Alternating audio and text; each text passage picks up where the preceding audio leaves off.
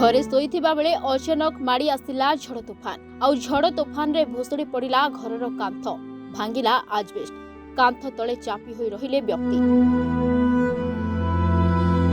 सरत थाना केशपड़ा गाँव में घटी एभली अभावन घटना। गतकाली गाँवर बारियल मारांडी एवं तांको स्त्री दुर्गी मारांडी घर भितर शोइथिबा बेले विलंबित राति अचानक प्रबल झड़ तोफान होइतिला आउ झड़ तोफान रे बारियालंक घर माटी कांथ भुसुड़िबा सहित आजबेस्ट भांगी शोइथिबा अवस्था तांको ऊपर पड़िथिला जाके कांथ तले सेमाने चापी होई जाइथिले। परिवार लोके तांको 1 घंटा परे उद्धार करिबारे सफल होइथिबा बेले तांको मुंड फाटी से गुरुतर आहत होइछंती। अन्यपटे पाखरे शोइथिबा स्त्रीर कान मध्ये माड़ होइछि। तबे गुरुतर अवस्था रे उभय उदला मेडिकल रे चिकित्साधीन रहिछंती। बढ़िया केस पड़ा रेते पवन वर्षा पवन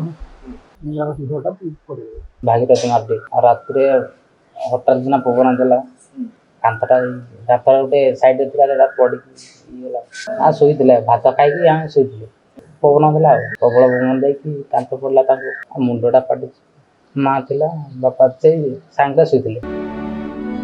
उदलारू दीपक मिश्र रिपोर्ट रिपोर्टर्स टुडे।